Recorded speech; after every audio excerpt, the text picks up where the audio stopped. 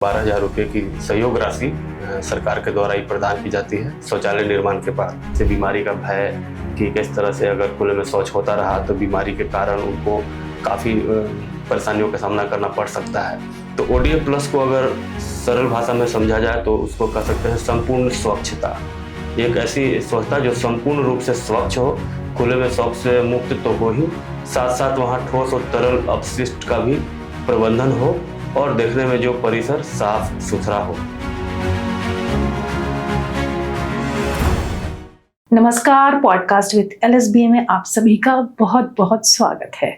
स्वच्छ भारत मिशन ग्रामीण द्वितीय चरण में खुले में शौच से मुक्ति के स्थायित्व के साथ ठोस एवं तरल अपशिष्ट प्रबंधन के द्वारा राज्य के सभी गांवों को ODF प्लस यानी संपूर्ण स्वच्छ बनाया जाना है। ऐसे में इस लक्ष्य की प्राप्ति में किन किन चुनौतियों का सामना करना पड़ रहा है और इन चुनौतियों को दूर करने के लिए क्या क्या कार्य योजना बनाई गई है, इन सभी बिंदुओं पर हमसे बातचीत करने के लिए हमारे स्टूडियो में मौजूद है LSBA बिहार के सलाहकार प्रशांत कुमार। प्रशांत सर, आपका हमारे इस पॉडकास्ट में बहुत बहुत स्वागत है। बहुत बहुत धन्यवाद अनिशा जी। सर, सबसे पहला सवाल मैं आपसे ये करना चाहूँगी कि हम बार बार सुनते हैं ODF जो कि हो गया खुले में शौच से मुक्त, और लेकिन जब ये ODF प्लस की बात करते हैं सर, तो इसको आप हमें समझाइए कि इसके अंदर क्या क्या अंतर्गत जो है क्या क्या अवयव आ जाते हैं जो हमारे लिए आसान हो जाए इसको समझना। ODF प्लस का सिंपल शब्दों में अगर समझा जाए तो एक तो है कि खुले में शौच से मुक्ति का स्थायित्व, यानी हम खुले में शौच से मुक्त हम बने रहें और इसके साथ फिर ठोस एवं तरल अपशिष्ट प्रबंधन की एक व्यवस्था, और जो गांव देखने में साफ सुथरा हो। तो ODF प्लस को अगर सरल भाषा में समझा जाए तो उसको कह सकते हैं संपूर्ण स्वच्छता। एक ऐसी स्वच्छता जो संपूर्ण रूप से स्वच्छ हो, खुले में शौच से मुक्त तो हो ही, साथ साथ वहाँ ठोस और तरल अपशिष्ट का भी प्रबंधन हो और देखने में जो परिसर साफ सुथरा हो। तो ये संपूर्ण स्वच्छता जो है ODF प्लस को हम एक सरल भाषा में हम उनको उसको समझ सकते हैं। सर, जैसे हम लोग LSBA में लोहिया स्वच्छ बिहार स्वच्छ भारत मिशन ग्रामीण के अंदर खुले में शौच से मुक्ति के लिए लगातार काम किया जा रहा है और इसको बहुत हद तक इसको पा भी लिया गया है। बहुत हद तक हमारा बिहार जो खासकर ग्रामीण क्षेत्र है इससे मुक्त हो गया है। खुले में शौच की जो स्थिति है वो अब ना के बराबर रह गई है। फिर भी अभी क्या आप सर ऐसा मानना जा सकता है कि अभी भी कुछ चुनौतियां बची हुई इस क्षेत्र में, इस लक्ष्य की प्राप्ति में? बिल्कुल बिल्कुल। अभी जो हम लोगों ने जो लक्ष्य प्राप्त किया है उसमें जो वर्ग अपना जिनके पास आर्थिक स्रोत था या जिनके पास उपयुक्त स्थल था शौचालय निर्माण के लिए, तो उस वर्ग में तो शौचालय का निर्माण ज़्यादातर हो गया है। लेकिन अभी भी ऐसे कहीं महादलित पॉकेट्स हैं, अनुसूचित जाति के ऐसे क्षेत्र हैं जहाँ पर अभी भी शौचालय निर्माण नहीं हो पाया है और एक अच्छी खासी संख्या में ये वर्ग अभी भी शौचालय से विहीन है, जिसके लिए अभी प्रयास किया जा रहा है। स्वच्छ भारत मिशन ग्रामीण और लोहिया स्वच्छ बिहार के अंतर्गत जो लोग शौचालय विहीन हैं उनके लिए भी कुछ प्रोत्साहन राशि का प्रावधान है कि अगर वो बनवाना चाहे तो उनको उनके लिए ये प्रावधान क्या बताना चाहेंगे सर आप? बिल्कुल, इसके लिए एक समान नीति सभी के लिए है। वो है कि 12,000 रुपये की सहयोग राशि सरकार के द्वारा ही प्रदान की जाती है शौचालय निर्माण के बाद। एक बार शौचालय निर्माण हो जाता है, उसका वेरिफिकेशन होता है और वेरिफिकेशन के बाद फिर 12,000 की राशि उनके खाते में सरकार के द्वारा ही उपलब्ध करा दी जाती है। तो अगर किसी को अपने शौचालय निर्माण के बाद अगर वो राशि चाहिए तो उसको कहाँ संपर्क करना होगा सर, और इसके लिए क्या क्या कागज लगते हैं जो डॉक्यूमेंट्स के आधार पे है? इसके लिए एक बहुत ही सरल तरीका है। उसका तो एक फॉर्म आता है, वो कहीं से भी एक केंद्र है ब्लॉक परिसर से या सहज वसुधा केंद्र जो जगह जगह पाया जाता है वहाँ से पा सकते हैं। और उसके साथ फिर जो पंचायत में कार्यरत जो स्वच्छता पर्यवेक्षक है, वो स्वच्छता पर्यवेक्षक को वो अपना वो फॉर्म फिलअप करके जमा कर सकते हैं। नहीं तो प्रखंड कार्यालय में भी जो हमारा LSBA का ब्लॉक प्रखंड में कार्यालय होता है वहाँ पे भी जमा कर सकते हैं। और उस फॉर्म के साथ उन्हें साथ में आधार कार्ड अपना, अगर कोई महिला है तो अपने पिता का या पति का आधार कार्ड साथ में लगाकर और उनको ये फॉर्म फिलअप करके बस उनको जमा कर देना होता है। सर ये तो बात हो गई कि सरकार के द्वारा जो प्रावधान है कि 12,000 रुपए की प्रोत्साहन राशि जो मिलेगी, लेकिन कुछ भी ऐसे शौचालय विहीन परिवार हैं जो आर्थिक रूप से इतने कमजोर है कि अपने स्तर पर शौचालय का निर्माण कराना उनके लिए बहुत मुश्किल है। तो ऐसे में उनके लिए क्या व्यवस्था है सर, वो क्या कर सकते हैं? ऐसे जो अत्यंत निर्धन जो परिवार है उसके लिए एक प्रोविज़न है कि अगर वो परिवार की महिलाएं जीविका स्वयं सहायता समूह से अगर वो जुड़ी हुई हैं तो जीविका स्वयं सहायता समूह से वो अपना लोन ले सकती है, जिसके लिए एलएसबीएस से जो है एक पत्र भी निकला था मिशन निदेशक के द्वारा। ब्याज मुक्त हाँ, ब्याज मुक्त ऋण राशि मिलेगी। लेने का उसमें प्रावधान है। हाँ। तो वो उसे वो लाभ उठा सकते हैं। इसके साथ साथ हम लोग ग्राम पंचायत के भी जो है के साथ उनको जोड़कर प्रयास करते हैं कि उनको सहयोग मिल जाए ताकि वो अपना शौचालय निर्माण करा सके। सर इतना सहूलतों और रियायतों के बावजूद भी कभी कभी देखा जाता है कि कुछ ऐसी अड़चनें हैं, जैसी दिक्कतें हैं कि परिवार शौचालय निर्माण करने में अक्षम होता है। तो वो कौन सी आप बिंदुओं को आप बताना चाहेंगे कि जिसका उसको समाप्त करके या उस पर काम करके फिर इस पे आगे बढ़ा जा सके? किसी भी कार्य को करने के लिए दो चीज़ों की आवश्यकता होती है, एक तो इरादा और दूसरी क्षमता। तो इसमें अगर देखा जाए तो इरादा जो है उसकी जो भूमिका है सबसे ज़्यादा होती है कि आपका अपना इरादा है कि नहीं, कि आप बनाना चाहते हैं कि नहीं, आपका क्या फैसला है। तो हमने देखा है अधिकांश केस में कि एक व्यक्ति का अगर इरादा प्रबल हो कि हमारे घर में शौचालय हो और मुझे बाहर खुले में शौच करने न जाना पड़े, तो काम आगे का काम आसान हो जाता है, क्षमता तो हासिल हो ही जाती है। लेकिन मुख्य रूप से जो बाधा होती है इरादा निर्माण की, वो मुख्य चुनौती है। और अगर क्षमता देखा जाए तो क्षमता में दो चीज़ों की आवश्यकता है एक शौचालय बनाने के लिए, एक तो पर्याप्त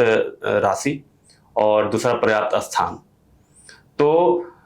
जो सामान्य वर्ग है उनके पास तो इरादा का समस्या ज़्यादा होता है, तो उनका इरादा निर्माण के लिए तरह तरह का कार्य किया जाता है। और क्षमता में अगर देखा जाए कि उनके पास पर्याप्त राशि की बात हो या जगह की बात हो तो सामान्य वर्गों के पास तो है, लेकिन जो अनुसूचित जाति ऐसे अत्यंत गरीब जो घर हैं उनके पास दोनों में से किसी एक का भी समस्या हो सकता है या दोनों का भी समस्या होता है। कोई परिवार हो सकता है कि उसके पास जगह भी नहीं है शौचालय बनाने के लिए, या फिर उसके पास पैसा भी नहीं है बनाने के लिए, दिक्कत हो सकती है। हाँ, तो या तो हो सकता है कि इरादा भी ना हो, क्षमता भी ना हो, या हो सकता है कि इरादा हो, क्षमता ना हो, या फिर क्षमता तो है लेकिन इरादा ना हो। तो इस तरह के अलग अलग सिचुएशन यहाँ पर होती है और उसके अनुसार हमें फिर वहाँ शौचालय निर्माण के लिए कार्य योजना बनाने की जरूरत महसूस होती है। तो यहाँ पे कहीं ना कहीं व्यवहार परिवर्तन का बहुत योगदान होता होगा सर, तो उस टाइम पे आप लोग क्या करते हैं सर? बिल्कुल, व्यवहार परिवर्तन के लिए एक CLTS विधि जो सबसे ज़्यादा पॉपुलर रहा, जो प्रथम चरण में भी बहुत ज़्यादा उसका उपयोग हुआ, जिसको फुल फॉर्म है कम्युनिटी लेड टोटल सैनिटेशन, समुदाय संचालित संपूर्ण स्वच्छता। ये एक ऐसा पूरा एक बास्केट है, एक पूरा एक अम्ब्रेला है जहाँ पर तमाम कई तरह की वहाँ पर विधि होती है जो एक व्यक्ति को ट्रिगर करता है। ट्रिगर यानी कि उसको उत्प्रेरित करता है कि वो पार्टिकुलर दिशा में वो सोचे, शौचालय निर्माण के लिए सोचे, शौचालय उपयोग के लिए सोचे, और इस तरह से उसके व्यवहार में परिवर्तन आता है। तो इसके लिए PRA टूल्स का भी इस्तेमाल इसके अंतर्गत किया जाता है कि किसी भी गांव में जाकर उस पूरे गांव का हम लोग एक नक्शा तैयार कराते हैं, अलग अलग रंगों से उस गांव का एक जितने भी रिसोर्स हैं उसकी मैपिंग कराते हैं, और जो भी लोग जहाँ पे भी खुले में शौच करने जाते हैं उस जगह को हम लोग पीले रंगों से उनके द्वारा ही हम उस जगह को हम लोग उन पे रंग हम लोग रखवाते हैं। और लास्ट में फिर देखने में हम लोग फिर लोगों के बीच में रियलाइज कराया जाता है कि देखिए कैसे आपका गांव अपने ये पूरे खुले में शौच से प्रभावित है। इसके साथ साथ और भी कई तरह के विधियां हैं, जैसे बीमारी का भय कि किस तरह से अगर खुले में शौच होता रहा तो बीमारी के कारण उनको काफ़ी परेशानियों का सामना करना पड़ सकता है। और ख़ास करके महिलाओं में देखा जाए तो उनकी जो प्रतिष्ठा है, उनकी अपनी जो गरिमा है, मान सम्मान है, इसके लिए भी खुले में शौच जाना ये उनके लिए बहुत बड़ा सुरक्षा का भी एक बहुत बड़ा मसला है उनके लिए। इसके साथ साथ अगर बुजुर्ग को देखा जाए और गर्भवती महिलाओं को देखा जाए तो रात बिरात अगर किसी की तबीयत खराब हो जाए तो शौचालय घर में न होने से तमाम तरह की समस्याएं हर दिन उनको सामना करना पड़ सकता है। तो इन सब चीज़ों को हम लोग जो है पूरे समुदाय को एक जगह बुलाकर हम इन सभी विधियों को बारी बारी से उनके बीच में रखते हैं, और फिर हम लोग प्रयास करते हैं कि एक विधि दूसरी विधि सभी का एक जगह इस्तेमाल करके वो अपने जीवन में वो इसको लेकर उनकी एक क्लैरिटी हो जाए, और उनके अंदर से हम उनको भावनाओं को हम लोग झकझोरने का प्रयास करते हैं, ट्रिगर करने का। हाँ, ट्रिगर करने का प्रयास करते हैं कि वो अब कम से कम इस पद्धति से गुजर कर वो एक निश्चय पर वो पहुंच सके कि हमें शौचालय बनाना है और शौचालय का ही उपयोग करना हमारे लिए आवश्यक है। सर, देखा गया है कि ऐसे भी अभी भी कुछ महादलित टोले हैं और ऐसे भी समुदाय हैं जहाँ भी शौचालय आच्छादित नहीं हुए हैं पूर्ण तरीके से। तो ऐसे में अब क्या आप उसमें टूल इस्तेमाल कर रहे हैं, या क्या प्रक्रिया है जिनके बाद अब वो भी जो वंचित समाज है वो भी शौचालय निर्माण करवा रहे? इसके लिए सबसे पहला जो स्टेप्स होता है वो होता है खुले में शौच से मुक्ति की कार्य योजना। कि सबसे पहले हम लोग खुले में शौच से मुक्त करने का हम लोग कार्य योजना बनाते हैं, और उस कार्य योजना में हम लोग एक किसी समुदाय में या टोला में जहाँ पे हमें जहाँ के घरों में शौचालय निर्माण कराना होता है लोगों को प्रेरित करके, तो उन सभी लोगों को हम लोग फिर बारी बारी से सबसे पहले तो एक सर्वेक्षण होता है कि जिस घरों में भी शौचालय नहीं है वहाँ हम लोग जाते हैं। जाने के बाद में फिर देखा जाता है कि उनके घर में पर्याप्त स्थान है कि नहीं है शौचालय निर्माण के लिए। फिर आर्थिक स्थिति भी देखी जाती है कि ये स्वयं बनाने में सक्षम है कि नहीं है, और जीविका स्वयं सहायता समूह से जुड़ पाई है कि नहीं जुड़ पाई है। तो इन तमाम चीज़ों को ध्यान में रखते हुए, जैसे कि पर्याप्त स्थान, पर्याप्त पूंजी, इन सब को देखकर एक कार्य योजना बनाई जाती है, और उसमें ये ख्याल रखा जाता है कि ये जो परिवार है वो पूंजी के अभाव में शौचालय नहीं बना पा रहा है, या भूमि के कमी के कारण शौचालय नहीं बना पा रहा है, या उसका अभी इरादा नहीं है, वो शौचालय की महत्व समझता ही नहीं है, और इनका चूंकि आदत है, एक कल्चर बना हुआ है, इसलिए वो बाहर जा रहे हैं। तो इन तीनों पहलुओं को उसमें ध्यान में रखा जाता है, और इसके आधार पर उस टोले का एक खुले में शौच से मुक्त बनाने का एक पूरा एक प्लान सबसे पहले बनाया जाता है। और प्लान बनने के बाद फिर जो वर्ग, जो हमारे पास टारगेट ग्रुप होता है, जितने घर भी घर शौचालय निर्माण के लिए होते हैं, वहाँ फिर हम लोग बारी बारी से घर का दौरा करते हैं, और उस घर में जाने के बाद में जिस घर में भी अगर पूंजी के अभाव में शौचालय नहीं बना पा रहा है, अगर स्थान है उनके पास, तो हम सबसे पहले कोशिश करते हैं कि उन्हें कैसे, अगर जीविका एसएचजी ग्रुप से अगर जुड़ी हुई हैं तो उनसे उनको ऋण मिल जाए, और उससे मदद मिलने के बाद में वो शौचालय निर्माण के लिए आगे बढ़ जाएं। अगर ये भी नहीं है, पर्याप्त उनके पास पूंजी नहीं है, और ज़मीन अगर मान ली कि नहीं है, तो जिनके पास स्थान भी नहीं है, तो फिर हम लोग एक ही उपाय होता है कि हम लोग सामुदायिक शौचालय के लिए हम लोग फिर उनको उससे टैग करने का प्रयास करते हैं कि उनके टोला के आसपास कोई सामुदायिक शौचालय हो जहाँ पर जाकर वो खुले में शौच से करने से वो बच सके। और इसके अलावा एक तीसरा चुनौती ये भी आता है कि जहाँ कल्चर नहीं है, लोग जो आदत के अनुसार जा रहे हैं, उनके पास दोनों चीज़ है लेकिन इरादा ही नहीं है, तो फिर हमें उनको ट्रिगर करने की ज़रूरत पड़ती है। और इसके लिए जैसा मैंने पूर्व में बताया कि हर तरीके से हम लोग कोशिश करते हैं कि उनको ट्रिगर करें। और इसके लिए हमने पाया है कि जो युवा वर्ग है, जो नई पीढ़ी है, उनको हम लोग जो है सो राष्ट्र की जो भावनाएं हैं, हमारा देशभक्ति की भावना है, एक जो मिट्टी से जुड़ाव का जो एक भावना है, इन भावनाओं को हम लोग विकसित करने का प्रयास करते हैं। और खास करके जो महिलाएं हैं उनको हम लोग धार्मिक भावनाओं को, और जैसे आप छठ का पर्व हो, दिवाली का पर्व हो, जहाँ बहुत ज़्यादा स्वच्छता का ख्याल रखा जाता है, तो हम लोग इस तरह के त्योहारों का इस्तेमाल करके और उनको उदाहरण उनके बीच में रख कर हम लोग प्रयास करते हैं कि उनको जो है धर्म से जोड़कर फिर हम लोग स्वच्छता को सामने रखने का प्रयास करते हैं, जिससे कि वो इस स्वच्छता के प्रति और भी ज़्यादा संवेदनशील हो सके और शौचालय उपयोग के लिए फिर वो प्रेरित हो सके। सर, ऐसे में अब मैं आपसे ये कहना चाहूँगी कि अभी तक हम लोगों को व्यवहार परिवर्तन के लिए लोगों को ट्रिगर करना पड़ता है, तो आप जाते जाते सर क्या संदेश देना चाहेंगे हमारे लोगों को, ताकि एक भी जिस अभियान पे ये निकला है लोहिया स्वच्छ बिहार अभियान, स्वच्छ भारत मिशन ग्रामीण, उसकी परिकल्पना जल्द से जल्द साकार हो पाए? ये जो स्वच्छता अभियान है, ये स्वच्छता अभियान ये तभी सफल हो सकता है जब हमारे समुदाय के विभिन्न वर्ग की इसमें भागीदारी हो। और इसमें खास करके अगर एक परिवार को देखा जाए तो एक परिवार में माता पिता और उनके बच्चे